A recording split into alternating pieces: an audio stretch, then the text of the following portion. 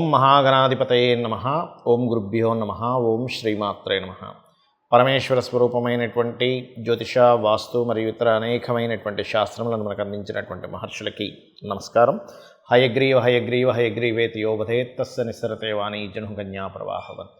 అరుణాం కరుణాతరంగితాక్షీం ధృతపాశాంకుశపుష్పబాణచాపాం అనిమాదిభిరావృతాం మయూకైః అహమిత్యేవ విభావయే భవానీం. శ్రీమాత్రే నమః. మనం ఈరోజు చెప్పుకోబోయే టాపిక్ ఏమిటంటే 12 లగ్నాల వారు, లగ్నం తెలియని వారు 12 రాసుల వారు ఈ యొక్క పుష్కర సమయంలో, అంటే మే 1వ తేదీ నుంచి 12వ తేదీ వరకు ఉండేటువంటి పుష్కర సమయంలో ఈసారి నర్మదా నదముకు పుష్కరం వస్తుంది. పడమర నుంచి తూర్పుకి ప్రయాణం చేసేటువంటి వాటిని నదులు అంటారు. తూర్పు నుంచి పడమర వైపు ప్రయాణం చేసే దాన్ని నదములు అంటారు.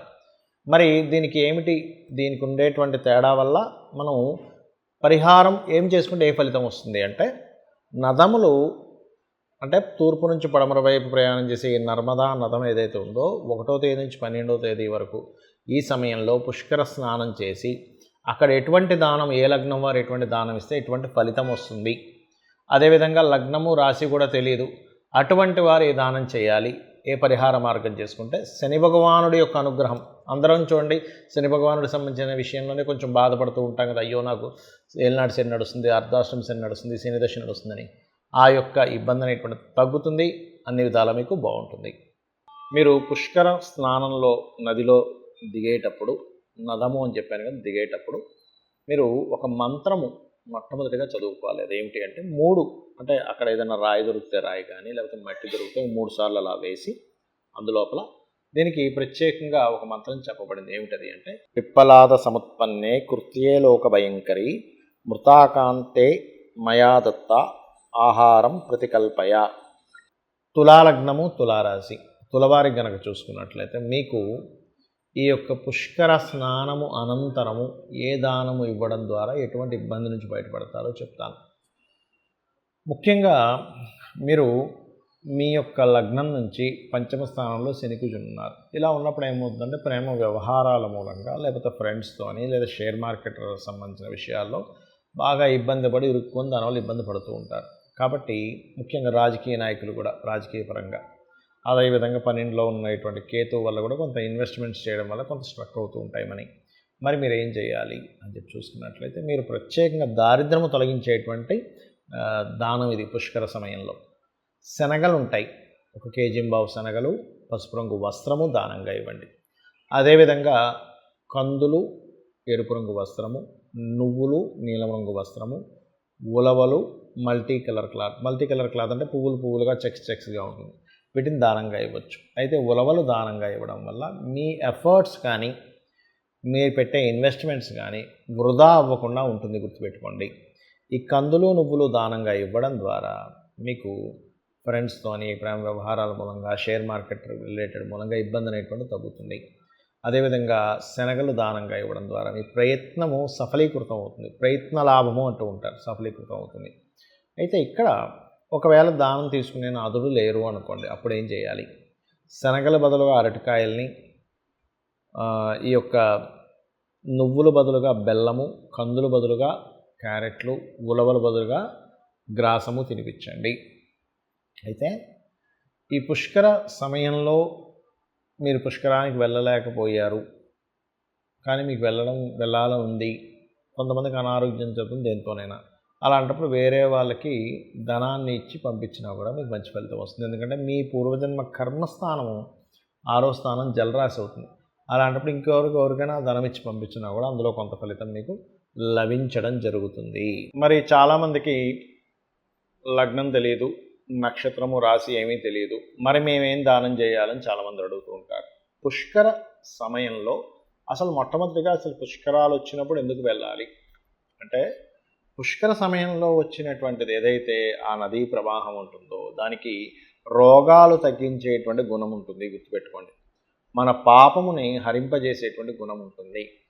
గురువు ఒక రాశిలోకి సంచారం జరిగేటప్పుడు ఆ యొక్క నది లేదా నదముకి పుష్కరం వచ్చినప్పుడు పర్టికులర్గా మనకి ఆ 12 రోజులు కూడా విశేషంగా అక్కడ మహర్షులు, యక్షులు, గంధర్వులు, దేవతలు వచ్చి స్నానం చేస్తారట. వాళ్ళు స్నానం చేసి మనం చూడండి ఏదైనా మనం ఒక ప్రసాదం నైవేద్యంగా పెడతాం దేవతకి, ఆ ప్రసాదంలో యొక్క రుచి మారుతుంది కదా. ఆ రకంగా వాళ్ళు వచ్చి స్నానం చేసినటువంటి నదిలో మనం వెళ్ళి చేసినప్పుడు ఆ 12 రోజులు మనం పూర్వజన్మలో చేసిన పాప కర్మలు దగ్ధం అవుతాయి, గుర్తుపెట్టుకోండి. సరే, అయితే విషయానికి వస్తే కనుక ఇక్కడ మరి ఈ యొక్క నక్షత్ర రాశి లగ్నాలు తెలియని వారి పరిస్థితి ఏమిటి, ఏ దానం చేయాలి పుష్కరంలో స్నానం చేసిన తర్వాత? ఈ సంవత్సరం ప్రత్యేకంగా మనకి ఈ నామం, ఈ యొక్క సంవత్సరం పేరు కూడా క్రోధినామ సంవత్సరం కాబట్టి అనవసరమైన గొడవలు ఏమీ రాకుండా ఉండడానికి అందరూ కూడా నువ్వులు, తెల్ల నువ్వులు లేదా నూనె లేనట్లయితే కందులు, ఈ మూడింటిని దానం కనుక చేసినట్లయితే అద్భుతంగా ఉంటుంది. దీంతో పాటు ఉలవలు కూడా దానం చేసినట్లయితే ఎటువంటి ఆటంకములు రావు. అయితే చాలామంది ఏమండి నేను ఇది ఎక్కడ దానం చేయాలి, ఎవరికి దానం చేయాలని కూడా అడుగుతుంటారు. దానం అనేటువంటిది పురోహితుడికి ఇవ్వాలి అనేటువంటిది తెలియదు చాలామందికి. కాబట్టి మీకు ఆలయంలో, అక్కడ దగ్గరలో ఉండే ఆలయంలో పురోహితుడికి దానంగా ఇవ్వచ్చు. అయితే ఇక్కడ కొన్ని ప్రదేశాల్లో దానం ఇవ్వడానికి పురోహితులు దొరకరు, ఆలయాలు ఉండవు. మరి అలాంటప్పుడు ఎలాగా? నువ్వులు ప్రదేశంలో బెల్లము, అదేవిధంగా కందులు ప్రదేశంలో క్యారెట్లు, కందులు బదులుగా, అదేవిధంగా ఉలవలు బదులుగా ఆ యొక్క గ్రాసము గనక గోవుకు తినిపించినట్లయితే, అందులో ముఖ్యంగా దేశీవాలి గోవుకి ఈ పుష్కర సమయంలో తినిపించినట్లయితే, ఈ 12 రోజుల్లో తినిపించినట్లయితే ఖచ్చితంగా మీకు ఉన్నటువంటి పాపకర్మ తొలగుతుంది. అదేవిధంగా మరొక విషయం ఏంటంటే, ఈ దానము ఈ పుష్కర సమయంలో ఆ నదీ ప్రవాహం దగ్గరికి వెళ్ళి స్నానం చేసుకుని వచ్చిన తర్వాత చక్కగా ఇందాక నేను చెప్పిన మంత్రం ఉంది, మొదట్లో చెప్పాను, పిప్పలాద సముత్పన్నే అనేటువంటిది, ఆ మంత్రం చేసుకొని స్నానం చేసుకున్న తర్వాత బయటకు వచ్చి కూర్చున్న తర్వాత చక్కగా మీరు నదీ ప్రవాహం దగ్గర కనుక, అంటే లోపల కూర్చొని కాదండి, బయట కూర్చొని కనుక, ఎవరికైనా అప్పులు ఉన్నాయి బాగా, ఏమంటే మాకు బాగా అప్పులు ఉన్నాయండి, అప్పులు దొరకట్లేదు, ఎందుకంటే నదీ ప్రవాహం దగ్గర చేసే జపముకి ఎక్కువ ఫలితం ఉంటుందట. ఓం అపర్ణాయై నమః అనే మంత్రం చేయండి. అలా కాదండి, మాకు ధన సంబంధించిన విషయం విపరీతమైన స్ట్రెస్ ఉంది, ఓం నవవిద్రుమ బింబస్త్రీ న్యక్కారి రదనచ్చదాయై నమః అనేటువంటిది చేయండి. లేదా ఓం సంపత్కరీ సమారూఢ సింధుర వ్రజసేవితాయ నమః చేసుకోవచ్చు. కొంతమందికి అనారోగ్యం ఉంటుంది, నదములు గనక వెళ్ళి స్నానం చేసినట్లయితే, ఇప్పుడు నర్మదా నదము కదా, స్నానం చేసినట్లయితే 100% అక్కడ అంటే ఆ యొక్క నదీ ప్రవాహంలో చేసిన స్నానం వల్ల అనారోగ్య సమస్యలు ఖచ్చితంగా తొలగుతాయి. ఎందుకంటే పడమర వైపు ప్రవహించేటువంటిది కాబట్టి ఇది. అలాగే ఇప్పుడు అనారోగ్య సమస్యలతో ఉండేటువంటి వారు ఏ మంత్రం చదువుకోవాలి అక్కడ కూర్చొని అని చెప్పి చూసుకున్నట్లయితే, ఓం సర్వవ్యాధి ప్రశమని సర్వమృత్యు నివారణి అగ్రగణ్య చింత్య రూప కలికల్మషనాశిని అయి నమః చేసుకోవచ్చు. ఎంతసేపు చేయాలి? ఒక అరగంట, గంట, మీ ఇష్టం అండి. అక్కడ కూర్చొని నాకు ఒక 2-3 గంటలు టైం దొరికింది హ్యాపీగా అనుకుంటే చేసుకోవచ్చు. దీనివల్ల మీకు రూపాయి ఖర్చు అయ్యేదేమీ లేదు. చక్కగా మీకు మీరే దైవ ధ్యానం చేసుకోవడం ద్వారా మీ యొక్క ఇబ్బందులను తొలగించుకోగలుగుతారు. అలాగే కొంతమందికి ఉద్యోగం రాదు, అలాంటి వారు లలితా సహస్రనామాల్లో ఓం శ్రీమాత శ్రీ మహారాజ్ని శ్రీమత్ సింహాసనేశ్వరి నమః, అదేవిధంగా ఓం మాణిక్య మకుటాకార జానుద్వయ విరాజితాయై నమః చేసుకోవచ్చు. ఖచ్చితంగా ఇది పనిచేస్తుంది. పనిచేసిందని చాలామంది నాకు ఫోన్ కాల్స్ రూపంలో, మెసేజ్ రూపంలో చెప్పడం జరిగింది, కొన్ని వందల వేల మంది. అదంతా అమ్మవారి అనుగ్రహం, మన గొప్పతనం కాదు. ఇది చేయండి. ఏమంటే నదికి వెళ్ళలేకపోతున్నాము, నర్మదా నదం దగ్గరికి వెళ్ళలేము, మా దగ్గర అంత ధనము లేదు, మరి ఏం చేయాలి? ఎందుకంటే కొంతమందికి పాసిబిలిటీ ఉండదు, కానీ పాసిబిలిటీ ఉంటే వెళ్ళండి. వెళ్ళలేని స్థితిలో ఉన్నవారు ఒకటే గుర్తుపెట్టుకోండి, ఇంట్లో ఉండేటువంటి ఇంట్లో మనకి పైపు, మన బకెట్లోనో లేకపోతే షవర్లో నుంచో వాటర్ తీసుకొని నర్మదా నదముగా భావించి భక్తి శ్రద్ధలతో మీరు కనుక ఇలా పట్టుకొని స్నానం చేసినట్లయితే కూడా ఖచ్చితంగా ఫలితం వస్తుంది.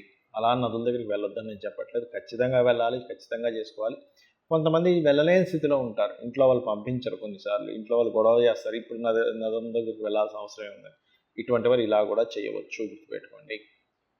అదేవిధంగా ఈ సమయంలో అభిషేకాలు చేసుకోవడం కానీ, పుష్కరాల సమయంలో హోమాలు చేయడం కానీ, దైవకార్య సంబంధించినవి చేస్తే అధిక ఫలం వస్తుంది అని చెప్పబడిన శాస్త్రంలో. కాబట్టి ఇవి చేసుకొని మీరు మీ యొక్క జీవితాన్ని తరింపజేసుకుంటారని కోరుకుంటూ శ్రీమాత్రే నమః.